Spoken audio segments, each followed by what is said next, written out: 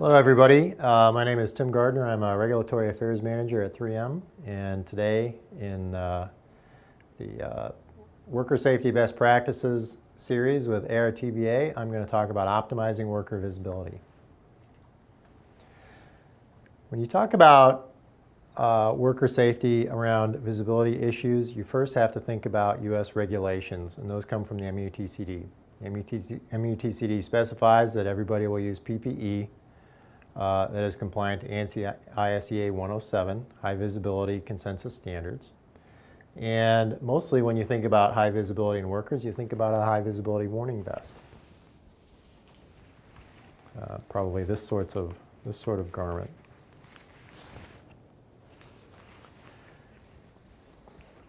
Frequently used, we see them a lot of the time, but is it really the best solution? There's been a lot of science in the last 10 years or so that talks about that question, and we're going to review some of that in the presentation today. Three topics that we really have to talk about. The first one is compliance, because when you talk about compliance, it really dictates what your choices are or are not with respect to the use of PPE. What about among the choices that you have, how do you optimize the performance? And then finally, the third part of that is going to be discussing risk assessment. For U.S. worker visibility compliance, there is a timeline associated with this. Beginning in 1988 with a British standard, which was the first high visibility standard. That same standard was taken in about 5 years to be converted for use all over Europe in EN 471. Sometime later in 1999, we had the U.S. ANSI ISEA standard 107, which many of you know very well. And then several years after that, first U.S. regulations started to appear. And I believe the first regulation in 2002 was in some state OSHA documents, such as in my home state of Minnesota, and then also in some longshoreman regulations. And then finally, by 2005, in the U.S. Federal Highway Bill that was passed, Safety Lou, for the first time, there was some move towards federal rulemaking on regulations for the national level. Those came out in 2008 and 2009, so they would apply to all public roadways that are incorporated into the MUTCD. Now you see a last item on this timeline, and that is ISO 20471, and this is the draft of the International High Visibility Standard. The U.S. is really not on a track to be adopting the ISO standard. However, we like our own standards. However, some countries will adopt this, and because it was drafted under Vienna Agreement, Europe will adopt it if it is approved. The one thing I want to point out to you, though, is that it's 2012 at this point. The ISO standard is not yet approved. It might be approved in the next year or so, maybe a little bit more. But going back to 1988, we're well over 20 years that this thing has evolved. So this is kind of slow, and it's been working for a very long time. MUTCD requirements are worth reviewing. Essentially what it says is that if you are a worker, and a worker is broadly defined to include volunteers as well as paid employees who are present in the work zone, who are exposed to moving traffic hazards or moving machinery, other types of high visibility hazards, then the prescribed solution is ANSI ISEA 107 Class 2 or Class 3 garments. There are some other categories such as emergency and incident responders that have some other provisions in there that were necessary for the implementation of the regulation. But the bottom line is, if your crew or anyone connected to your operations works on or near the roadway or construction equipment, you need to have ANSI ISEA Class 2 or Class 3 garments. This is mandated in the Manual on Uniform Traffic Control Devices, the MUTCD, and is enforced by OSHA. Now, when a lot of people think of Class 2 or Class 3 garments, they really just think about one thing, and that's a common Class 2 vest. You've seen a lot of different variations. It's probably garments like this. Very well known. This particular garment is not compliant. So even though there might still be some of these kicking around, you can no longer be compliant to the prevailing regulations. This is an ANSI Class 2 vest, and it is more in line with the minimum requirements that you would have to see now.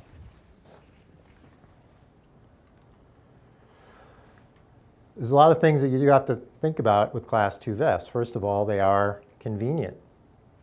You just put them right on over your existing clothing. They are cost effective. You can buy vests really cheap if you want. Sometimes you get what you pay for. It might not necessarily be the most cost effective solution for you. And they are minimally compliant. So it's going to be your cheapest, easiest path to compliance. However, vests are also minimally performing, primarily because they constrain all of the high visibility materials, the fluorescent background material and the retroreflective material, to the torso. It is an entry-level garment. It is cheap and convenient, but it is also going to perform below the other kind of garments that you could choose. And it is minimally compliant, with the emphasis on minimal. Many of you who have dealt with OSHA understand that what they really like to see is that you put some thought into your PPE plan.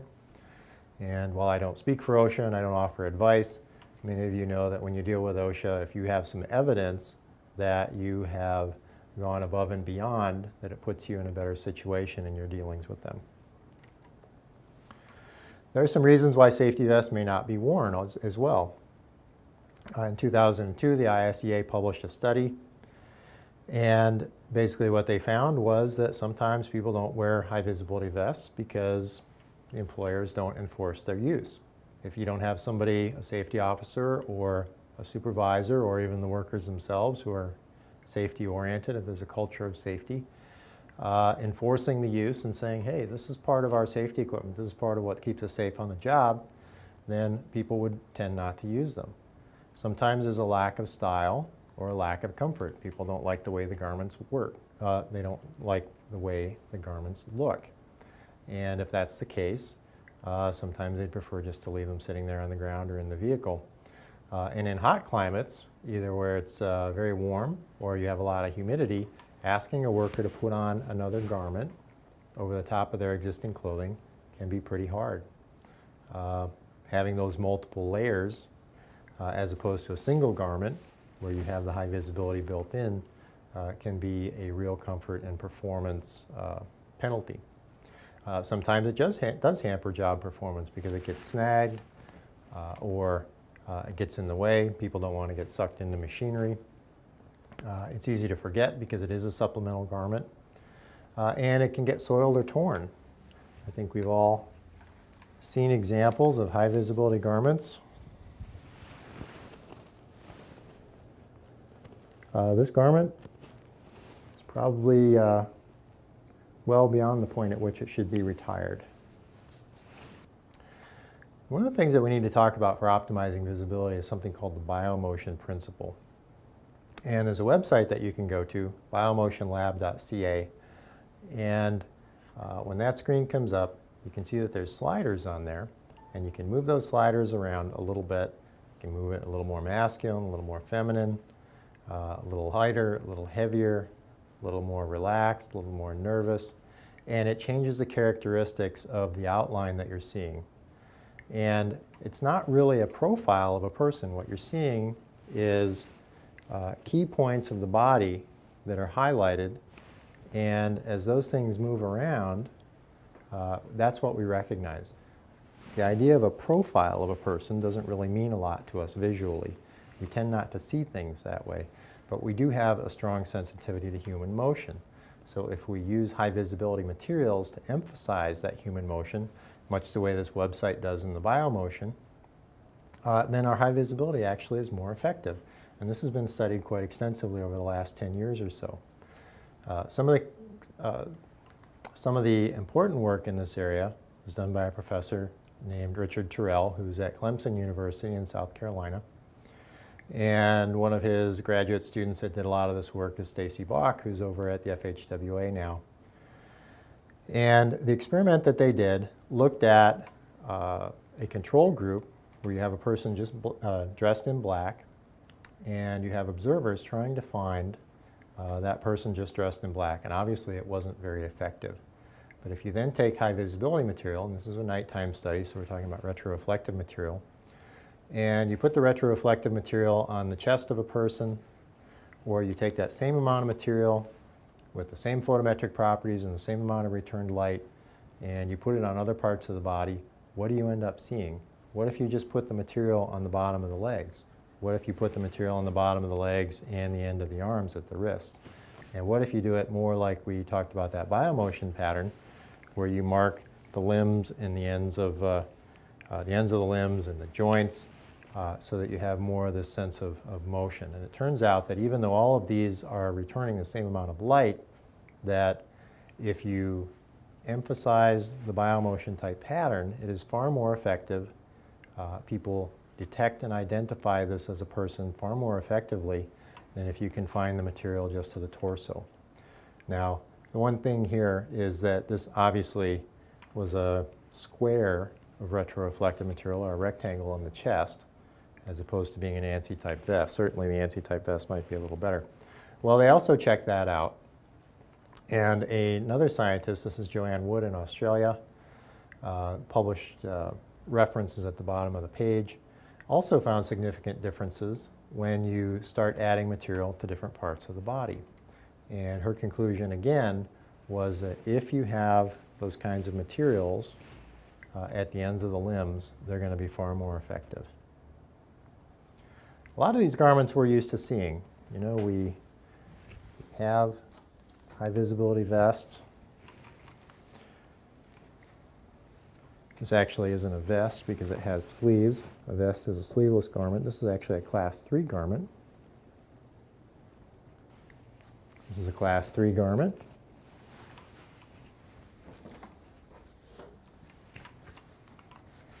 A Class 2 vest with no sleeves on it.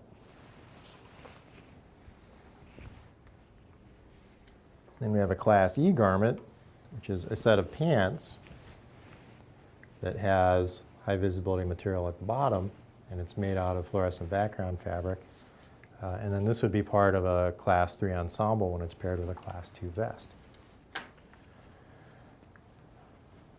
A lot of the Class 3 garments already have the biomotion built in, much like those pants do. And you can see the jackets in this slide have the stripes on the arms. You can also do this with a Class 2. There's nothing that really says that you can't put material on the sleeves if you have sleeves on a Class 2 garment. The bottom line for performance is that if you want things to work the best, you really want to mark the ends of the limbs. Class 3 designs include this as part of the requirements, but you can also do it with Class 2. If we get back to the MUTCD federal requirements again, there is an additional point in there that is often overlooked, and that is that a competent person is intended to conduct a risk hazard assessment for the work site. And when we're talking about optimizing high visibility material, this is principally going to mean choosing between ANSI 107 Class 2 or Class 3. That's really the choice you have to make. If you just go out and you do Class 2, you will be minimally compliant, but it may not be the best choice for your workers. In some cases, people will choose to go out and say, I'm just going to assign Class 3 to everybody on my work site. And that way, if there's any questions, I can just say, well, we put everybody in Class 3. We didn't have to give it any more thought. Ideally, you would give it a little bit more thought than that. And like I said, what OSHA likes to see is some evidence that you have put some rational effort into it, and maybe you go above and beyond. These are some accessories. They are not required by federal regulation. However, they do help. You see, if you have retroreflective material and high visibility fluorescent background fabric on your hands, it's going to be right in the right spot to give the maximum contribution to conspicuity. Likewise, on your head, if your head is bobbing around, it's much easier to identify that person. Other considerations in your hazard and risk assessment: traffic speed, proximity to that traffic, complexity of your background, the task load, the garment colors. In ANSI garments, we typically have lime yellow or fluorescent red-orange. And if you have yellow trucks, maybe you want to go with the orange garment. If you have orange trucks, maybe you want to go with the yellow garment. And depending on your background, and the time of year and the kind of foliage that you have in your area and the color of the earth, one of these or the other may work better for you. There are competing hazards. There are things like arc flash, flame resistance. Maybe you need to have a certain kind of rainwear for a particular job. And typically there are other standards that stipulate those kinds of requirements, but they can be combined with high visibility within certain material sets if you need to specify that. There are also end-of-life issues for the garments. If you have a garment that's kind of at the end like this one is, some of the material may still be compliant on here. A lot of it probably would not. And then you can use the risk assessment as a way of maintaining tools and records so that you have something that you can point to, some process to your safety mechanism in your job site. And if OSHA comes in to do an audit or to do an interview, you have something that you can go to.